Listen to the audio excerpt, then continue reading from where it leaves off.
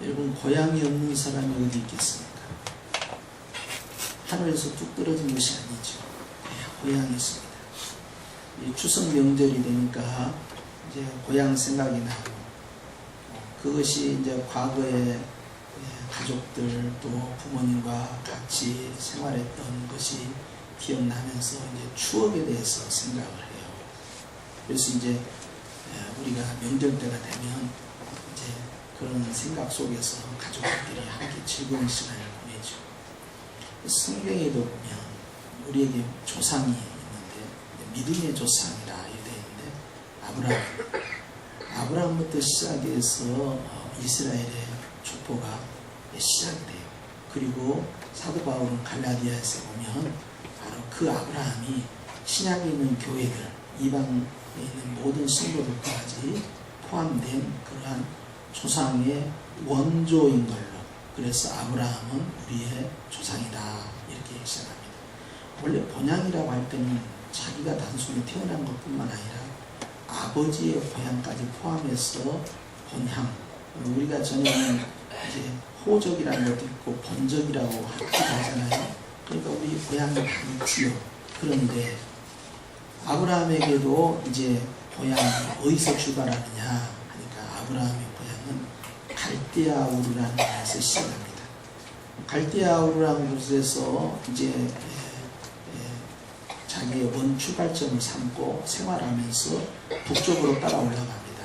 그곳이 이제 유프라데스 강 그리고 티그리스 강을 지나서 이 비옥한 수메르 문화라고 하는데요. 이것이 아주 문명이 발달되었던 그러한 도예지 문화예요.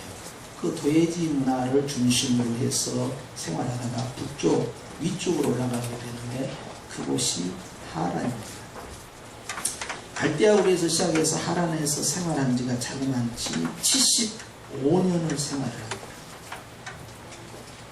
75년 동안 생활을 하면서 그곳에서 정착을 해서 뿌리를 내리고 그곳에 아버지 데라가 사망을 해서 묘도 거기다 했어요. 그런데 수천 킬로를 내려서 아래쪽으로 내려서 가나안이라고 하는, 그 당시에는 이스라엘이라는 용어가 없으니까요. 가나안이라 하는 생전 가보지도 않는 새로운 지역에 가라는 주님의 지시를 받게 됩니다. 고향을 떠나야 되는 입장에서 그곳은 어떤 문화가 있고 어떤 환경인지, 특히 이 사람은 목축업을 했기 때문에 혼자 그저 말 타고 오는 것이 아니에요. 이제 양과 소떼들을 끌고 같이 와야 돼요. 얼마나 긴 거리를 갑니까? 치안이 제대로 돼 있겠습니까? 위험하죠. 언제 도적대가 올지도 모르죠. 언제 어디에서 어떤 자연재해가 발생할지도 모르는데 고향을 떠나 내려오는데, 오면서 자기 조카 한 사람만 딸랑 데리고 가요. 자식이 당시에 없었어요. 그래서 아내와 함께 이제 조카 이 롯만 데리고 아래로 내려오다 보니까 그곳이 바로 가나안 땅이 된 겁니다. 그래서 하나님께서 나에게 지시하셔서 내가 간다 하고 이제 아브라함이 순종을 하고 또 왔네요. 순종하고 가나안 땅에 와가지고 거기에서 사업을 일으키려고 했어요. 그간은 사업은 목축업이잖아요. 그래서 목축업을 해서 이제 해야겠다 하고 내가 이제 큰 여기서 이제 복을 받겠구나 생각했는데 쫄딱 망했습니다. 하나님의 뜻대로 순종해서 쫄딱 망해버렸어요. 얼마나 당황스럽겠어요. 야, 이거 어찌된 거야? 하나님 약속이 좀 이상한 것 같다. 그렇게 의심할 만 하잖아요. 근데 쫄딱 망하니까 갈 데가 없잖아요. 그러니까 아이고 이거 가뭄 때문에 완전히 그냥 흉년이 들어서 이제 목축업도 뭐 될 것도 아니고 할 수 없이 내려가자. 내려간 것이 당시에 또 하나의 문화를 형성한 것이 나일강 문화입니다. 거기에 지금의 이집트, 애굽이 기다리고 있었던 거예요. 애굽에 가가지고 있어보니까 무슨 사업 미천이 있겠습니까? 그런데 애굽의 왕이 자꾸 자기 마누라한테 관심을 주거든.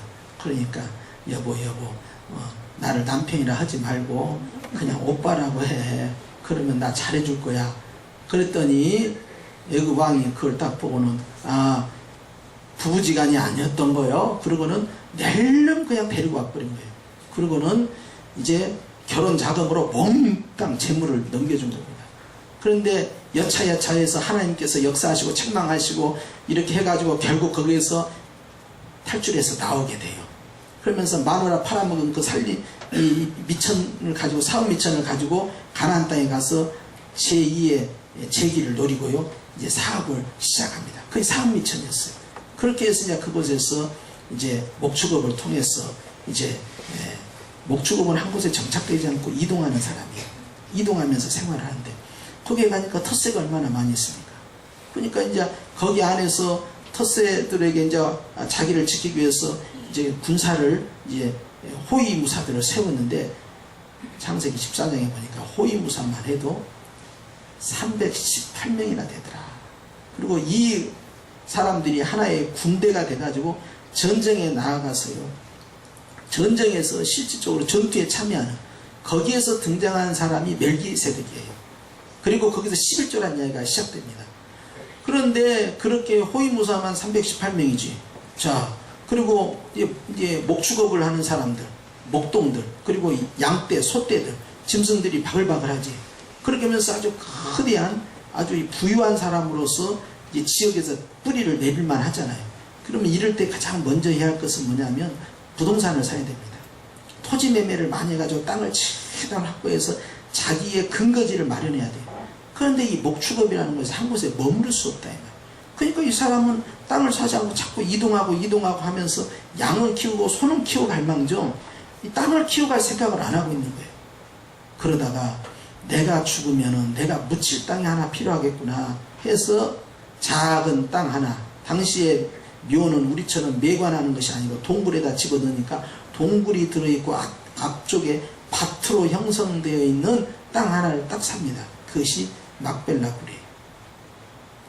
그거 하나 딸랑 사고 더 이상 부동산 투자를 하지 않고 이제 생활을 하다가 노시 이제 자기들 부리는 그 노세 하인들과 아브라함의 하인들 사이에 갈등이 생기니까 이때쯤에서 분가를 해야겠다 해서 그것에 나누게 되고 노시 소돔과 고모라 방향으로 좋은 환경을 따라 가게 되는 그런 내용의 스토리예요.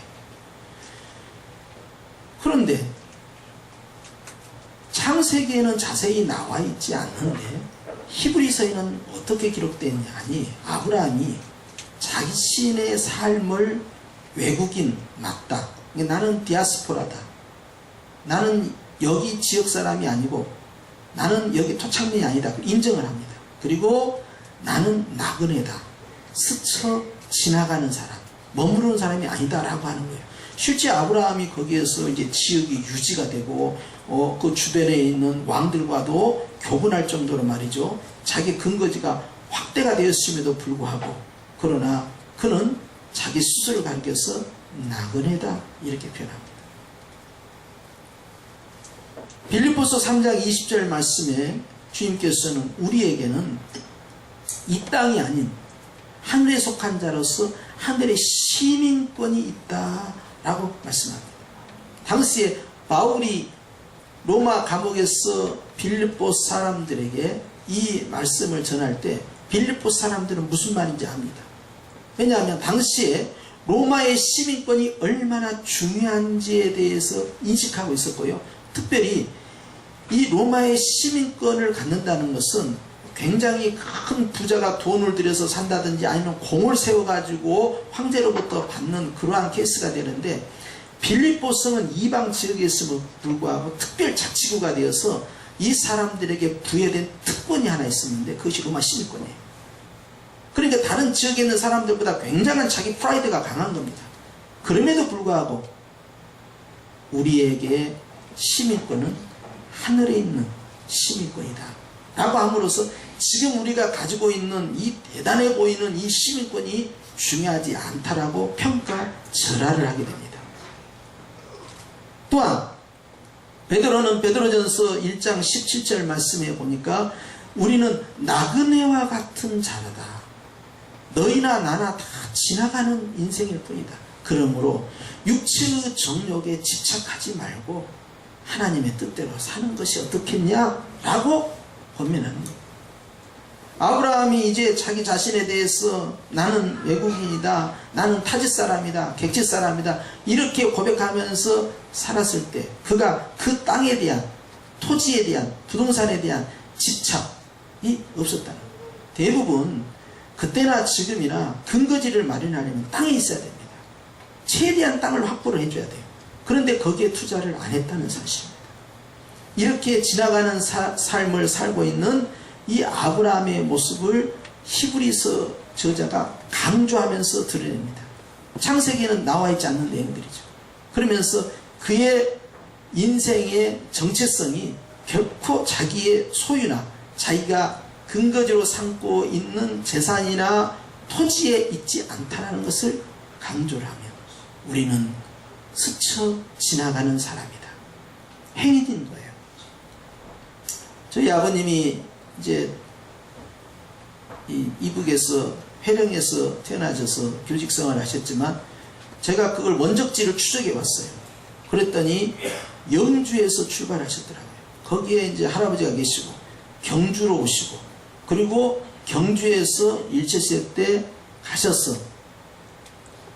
아버님이 24년생이니까 회령에서 태어나셨고 그리고 교육생활 하다가 내려오셔서 전라도 담양에 가서 어머니를 만난 겁니다. 그러니까 이제 고구려 백제 신라가 이제 섞어진 거죠. 그러니까 처음에 시작한 갈대아우르는 이제 동쪽 방향이에요. 동북쪽 방향에서 유프라데스강 통한 그러한 비옥화 땅에서 올라가 가지고요 위에 하란에 머뭅니다. 우리로 표현하자면 저 이제 함경도나 그런 땅이에요. 위에 북쪽이에요. 만주 땅이나 거기서 끌어 내려온 거예요. 아래쪽으로. 가만히 묵상하면서 야 나하고 약간 비슷하다. 그런데 아버님은 이제 여기서 객지 생활을 하면서요. 이제 거기서 고향에서 교직 생활을 또 하셨거든요. 근데 그 열등감이 뭐였냐면 객지 사람이다. 남들이 꼭 객지 띄고 농 이것에 대한 스트레스가 있었어요. 그러니까 이제 그 부분을 이제 고향에서 이런 도예지 문화가 아니었기 때문에 그것을 살아남기 위해서요. 이제 정치 활동도 하시더라고요. 그래서 막 정당에도 들어가고 활동을 하시고 또 무슨 학교에 보면 그 당시 지금 있는가 보는데 뭐 육성회장 뭐 그런 거 있어요. 그런 걸 그냥 오랫동안 아주 장기 집권을 하신다든지 아니면 무슨 또 그 당시에 또 무슨 명예 파출소장 뭐 이런 거 있어요. 이런 것도 오래 한다든지 어떻게 해서 사촌 또 큰아버님 만나니까 이분이 또 도경 경찰국장이니까 그 백을 써가지고 어떻게 저 자리를 만들어 보려고 하고 막 이런 식으로 한 거예요. 어렸을 때 제가 봤을 때 저게 뭔 의미가 있냐 했더니 본인이 이제 무시당하지 않기 위해서 이제 그렇게 한 거예요. 그러다가 이제 완전히 정착을 했죠. 그리고 이제 금년에 돌아가신 거예요. 이제 94세죠. 그런데 객지에서 사는 사람들은 고향에 대한 그리움이 있잖아요. 그러니까 이북에 대한 그리움이 당신의 어렸을 때 추억이니까 괜히 그냥 명절만 되면 우울증이 생겨가지고요. 함경도에서는 옥수수 밥을 먹었다고 그래서 옥수수 밥을 해달라는 보니까 나는 뭐 별거나 된 줄 알았더니 그냥 옥수수 그냥 밥에다 같이 섞어서 보리밥에다 헹구고 간장 뿌려 잡수주는 것이고 명절 때가 되면 우리는 갈 데가 없습니다. 아니 직계가족이 다 거기서 장로 권사하고 다 돌아가셨으니까 사는 사람이 있겠어요. 그러니까 명절만 되면 갈 데 없으니까 이제 짜장면 500원이에요. 그다음 500원 딱 주면 그거 들고 가고 영화관에 가는 거예요. 그럼 영화관에 이런 의자로 나무 의자로 돼갖고 스펀지도 없는 거 탁탁한 거에 앉아가지고 영화 앞으로 보고 이제 그것이 명절이에요. 제 생일 때도 이 생일잔 참 이것이 북에 계신 분들에 대한 불효니까 이런 거 하면 안 된다 해가지고 이제 없어요. 그것도. 그러니까 명절이 되면 제가 우울했어요. 그러다가 저희 외할머니가 돌아가셨네요. 야 이제 성묘 갈 때가 생겼다. 외할머니하고 저하고 사이가 엄청 좋았어요.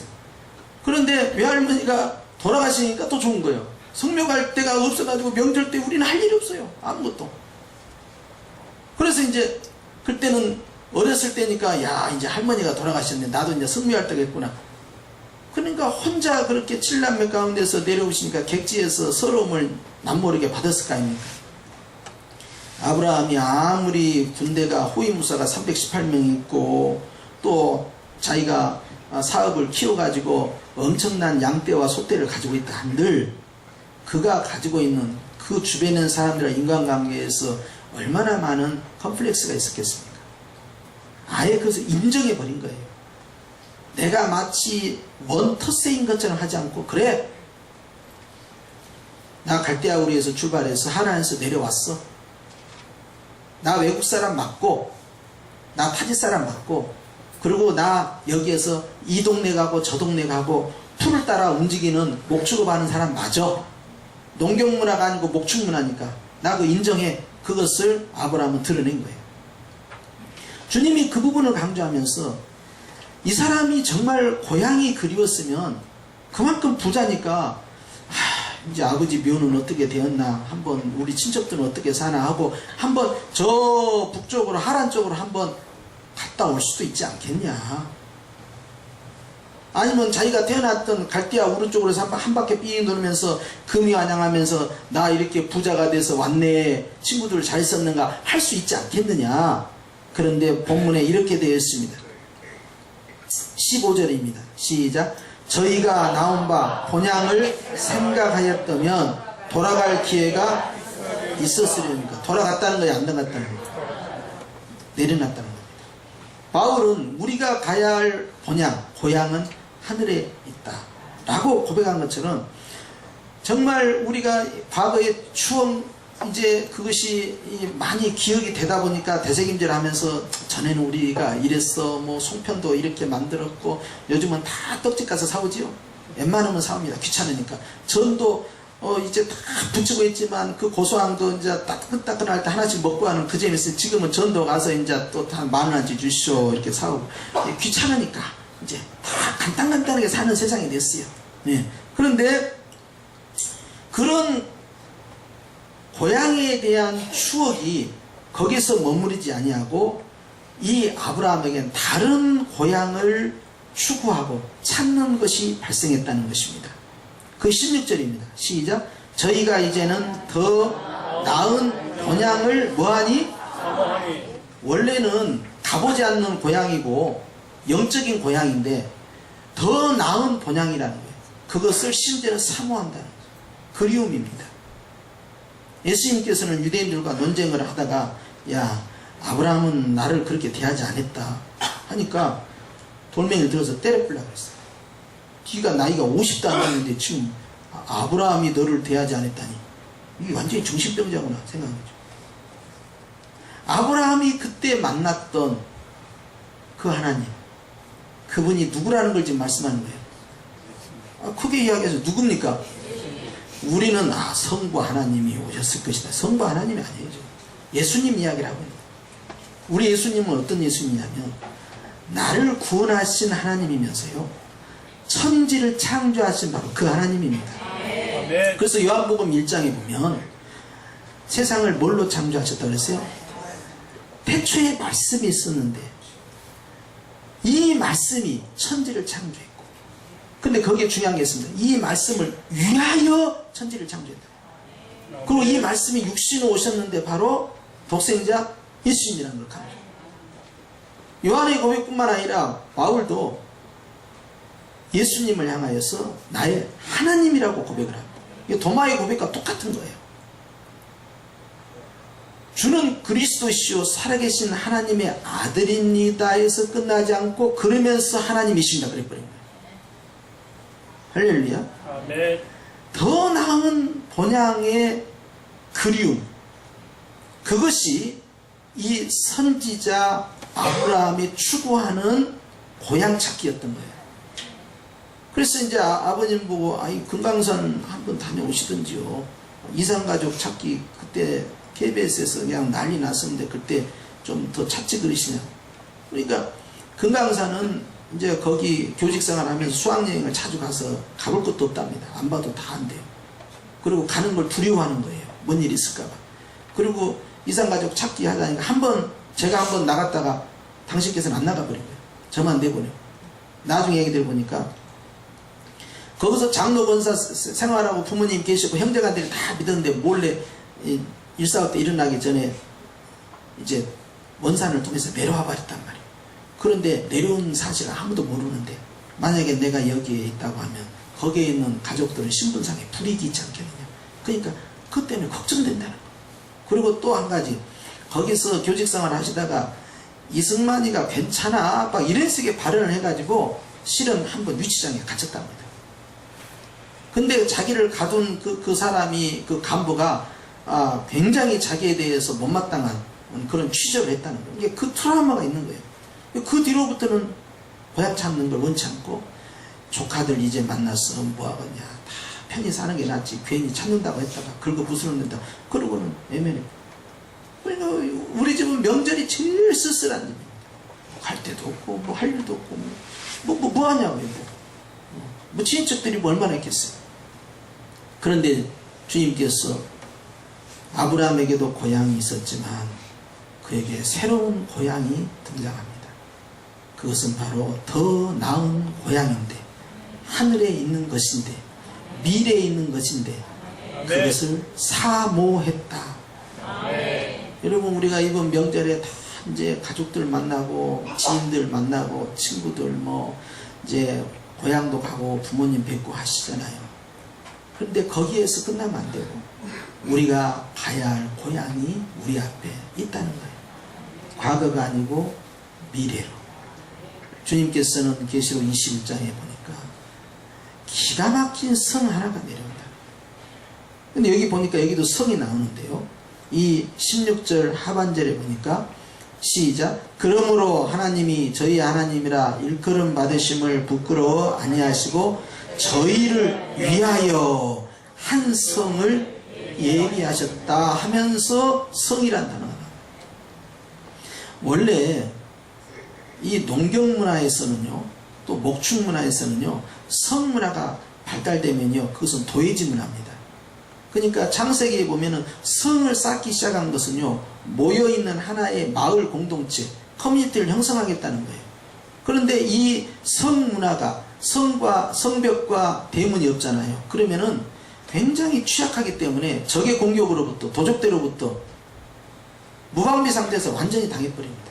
그렇기 때문에 마을을 성장을 시키려면은 반드시 그 촌락 외곽 지역에 성벽을 쌓고 성문을 만들어야 돼요. 그것이 없는 자연 촌락 같으면은 그저 가서 바로 밤중이라도 기습해서 다 초토화시킬 수 있는 거죠. 그러니까 성이 있다 그러면 거기는 이제 도시문화가 시작되는 거예요. 그런데 아브라함이 살았던 그 시대에 도시문화가 얼마나 있겠어요. 다 농촌문화고요, 목축업 문화 속에서요, 하나의 밀집된 인구들로 인해서 도시문화를 형성하는 것은 한참 동떨어진 이야기예요. 그래서 예를 들어서 소돔, 고무라 이런 데는요, 성이 형성되어 있어요. 이런 데는 발달된 경제가 성장된 도시문화입니다. 그런데 롯이 자꾸 그쪽 방향으로 갔잖아요. 아이, 그쪽이 좋다고 말이야. 문화도 좋고 말이죠. 목축업하기 좋고 생활하기도 좋고 자꾸 가는 거예요. 그런데 아브라함은 그 신경 쓰지 않아요. 내가 사는 삶이 얼마나 문화적으로 발달되느냐. 가끔 목사님들 뭐 이렇게 서울에 살다가 시골에 들어가면 하고 서울 사람들 부러워. 서울에 각가지 행사도 많고 문화 행사도 많고 우리는 뭐 시골에서는 영화관도 뭐 변변치 않고 그런 이야기예요. 그런데요, 막상 서울에 살고는 남산 타고 몇 번 가보셨어요? 63빌딩, 제가 서울에 몇십 년 살면서 63빌딩 제가 안 갔습니다. 못 갔습니다. 제가요, 시골에 있을 때 시골 사람이 관광 간다고 따라간 곳이 63빌딩이었어요. 남산 타고 내 돈 들여서, 내 경비 들여서 간 적 없어요. 남들이 가니까 시골에서 따라간 거예요. 안 그래요? 지금 롯데 빌딩 높게 세워놨죠.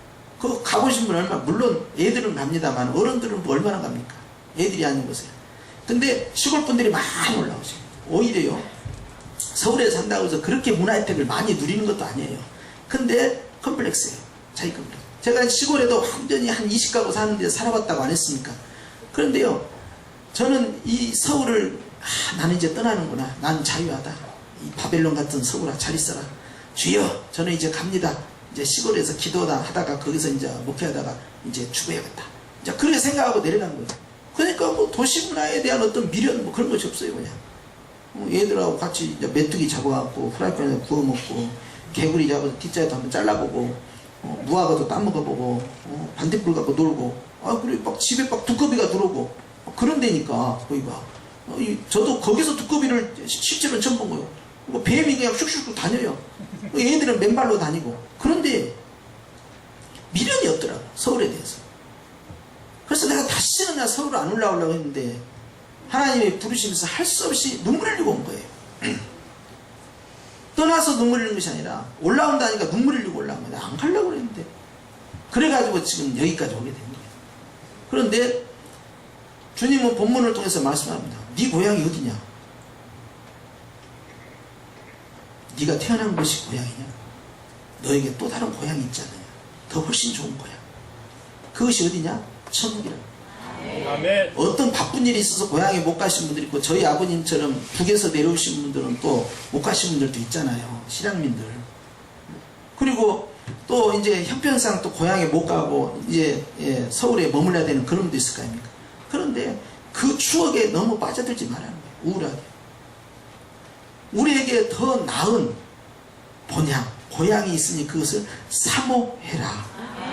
네. 영적 추석입니다, 이게. 그래서 주님께서는 우리로 하여금 하나님께서 예비하신 새 예루살렘 성이 있는데 너무너무 예쁜 거예요. 그러니까 그냥 신부가 단장한 것처럼 그렇게 오는데 얼마나 아름다운지 이제 보석으로만 표현합니다. 세상에 저것이 그냥 금강석으로 됐어, 벽옥으로 됐어, 각종 보석으로 됐어, 저게 다이아몬드야, 황금이야, 그냥 온갖 보석으로 치장됐어. 바닥은 전부 금으로 다 닦아놨지. 세상에 그런 걸로 표현을 합니다. 너무너무 귀하다는 것이죠. 저것이 뭔가 보니까 그것이 나다. 그게 교회입니다. 종말의 교회, 완성된 교회. 주님 앞에 서 있는 교회의 모습을 좀 그렇게 예쁘다고 칭찬한 거예요. 그 교회가 새 하늘과 새 땅, 예수님의 재림을 통하여 만든 그곳으로 인도하시겠다. 지금 성령님께서 그 수고를 하고 계시고 우리의 삶을 인도하고 계십니다.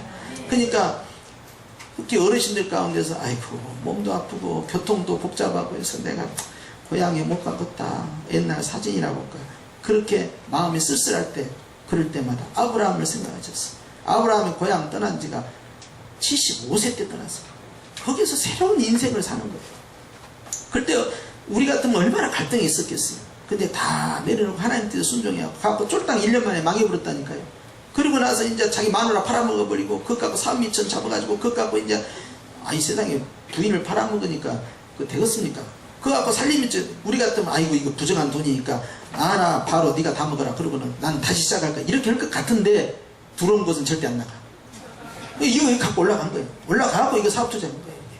이게 참 치사하죠. 그럴 때마다 자기 마누라 사라를 볼 때마다 뭔 생각을 할까요? 내가 팔아먹었는데.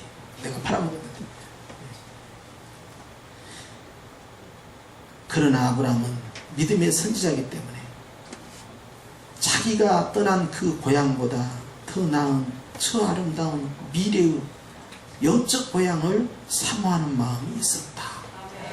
오늘 주님이 이 말씀 우리에게 주신 것은 아브라함이 그와 같은 미래의 한 성을 향하여 나아간 천국의 소망이 있었던 것처럼 우리에게도 진정한 우리가 가야 할 영적 본향은 바로 하늘에 있는 것이요 미래에 있는 것이요 예수님이 준비하고 계신 것이다.